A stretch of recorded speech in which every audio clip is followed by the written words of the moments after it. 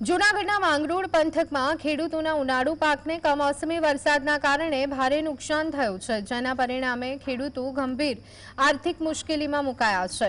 આ વરસાદે મગના પાક સહિત અન્ય પાકોને નષ્ટ કર્યા, જેના કારણે ખેડૂતો દેવું, બિયારણ, ખાતર, દવાઓ અને મજૂરીના ખર્ચના બોજ તળે દબાયા છે। એક ખેડૂતે તો નિરાશામાં આવી અને પોતાના મગના પાકને સળગાવી દીધો। આ ઘટનાને લઈ અને ખેડૂતો સરકાર પાસે તાત્કાલિક આર્થિક સહાયની માંગ કરી રહ્યા છે, જેથી તેઓ આ નુકસાનમાંથી બહાર આવી શકે।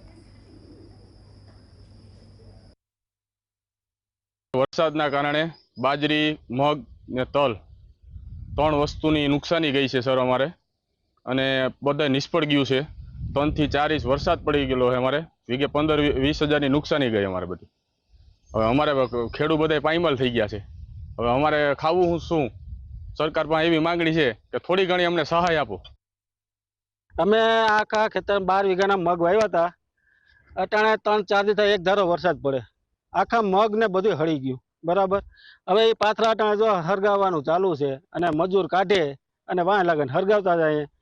ગામમાંથી ઉછીના કરી વ્યાજે લઈ પૈસા ને આ મગ વાવ્યા હતા, એ મગના અટાણે પૈસા થયા નથી। આ ઢોરે સારો ખાય એમ નથી, તો હવે હરગાવી નાખીએ બરાબર। હવે અટાણે પૈસા કઈ છે નહીં મારી પાસે, તો અટાણે કરવાનું સરકાર આમાં કંઈક સહાય કરે તો કંઈક આમાં આગળ કંઈક વધીએ।